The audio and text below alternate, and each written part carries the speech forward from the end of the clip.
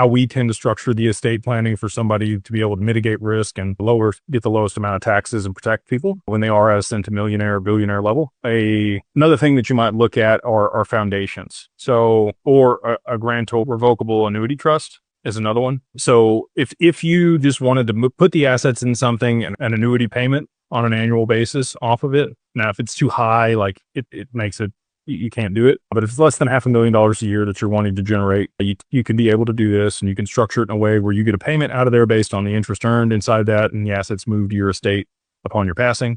Again, that would be a super simple way to pass this on and still get the benefit from it, over your lifetime. And it has to be structured a specific way inside of that. But again, that's something that we can do. So that's another tool. A lot of people talk about charitable remainder trusts. If you plan to liquidate a large portion of your assets, which I'm not doing, I'm going to be able to borrow against it. I'm going to be able to use it to generate returns. Like, we already have these options available today for our clients at Digital Wealth Partners. So I don't personally plan on doing that, but there are people that do plan on just paying the 20% taxes, keeping it in their personal name. They have long-term capital gains, and they're just going to live their life and keep it super simple. There's nothing wrong with that. Okay. Your children aren't going to be very happy because they're going to have to go through probate and estate tax on the other side of it. So you at least, again, like, trusts become very important to be able to mitigate those risks, creditor risk and probate risk. You may not gift it out of your taxable estate, but those two in particular are a big deal. So at a minimum, probably at least one trust to make sure that you're passing this on to your beneficiaries, or the foundation. So let's get back to that. Charitable remainder trust can make sense. Again, if you're going to liquidate a large amount, the way that it has to be invested inside of a charitable remainder trust is very specific. It can only be annuities. It has to be low risk or money markets or specific things.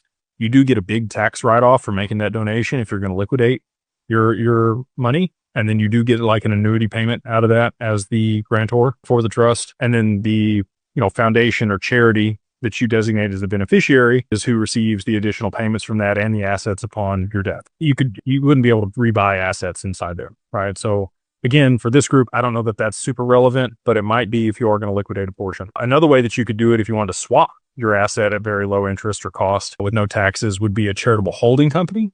Is it breachable? In order to change the code there, you have to be able to hack all the nodes, or at least the UNL validators, and then verify a transaction or an amendment that was separate of anything that's been proposed, or add something to it. And then it would still have to go the 2-week period before it was implemented on the mainnet without stuff happening. The ability for that to a breach of the network and the governance, highly unlikely. I don't want to say impossible, but pretty much.